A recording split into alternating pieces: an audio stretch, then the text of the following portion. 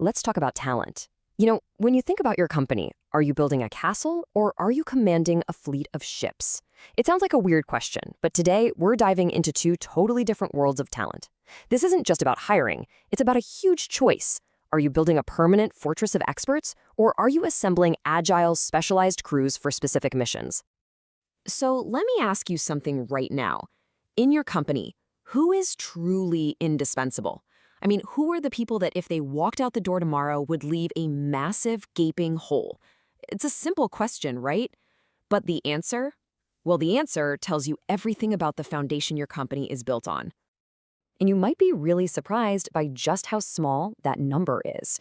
Get this, one major computer company looked at its 16,000 employees and found that only about 100 of them were genuinely critical to their success.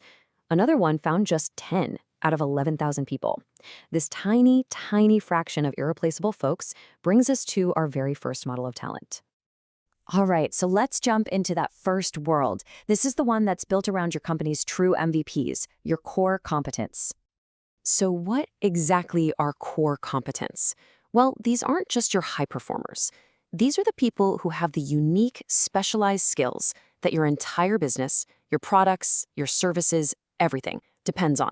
To put it simply, they're the ones who are incredibly hard, if not impossible, to replace.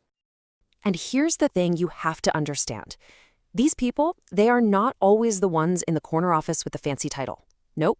Your core competent might be an engineer who holds the keys to some crucial intellectual property. Or maybe it's a designer with a one-of-a-kind aesthetic. Or a data scientist whose skills are just, you can't find them anywhere else. Their value comes from their expertise, not their spot on the org chart. I mean, this quote just nails it, doesn't it?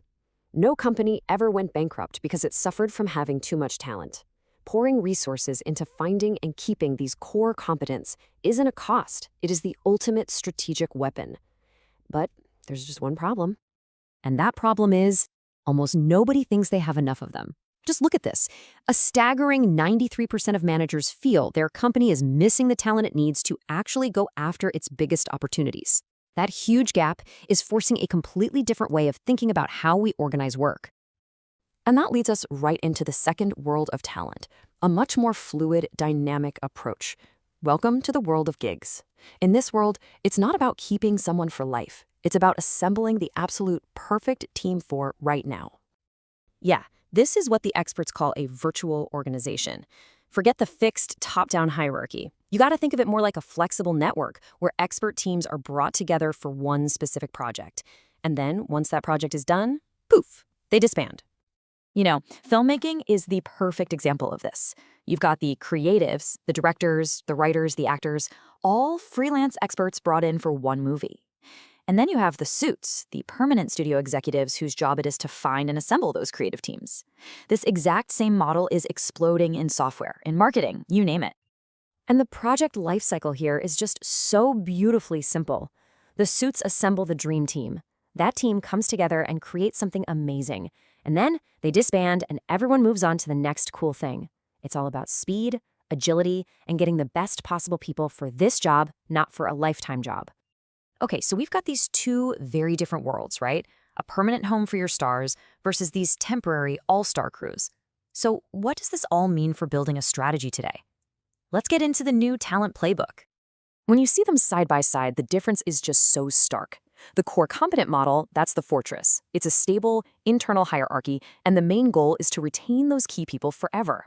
The creatives and suits model, that's the fleet of ships. It's a fluid, project-based network where the only goal is to assemble the best team for the immediate mission. And figuring out which approach or which blend of the two is right for your company has never, ever been more critical. I mean, check this out. A recent survey shows 75% of executives now say human performance is more important to them than productivity or even technology. It's all about the people. And this is not slowing down. It's only accelerating. In fact, 80% of executives now believe that attracting and keeping talent is the #1 most important factor for success. It's not just a part of the strategy anymore. Your talent strategy is your business strategy.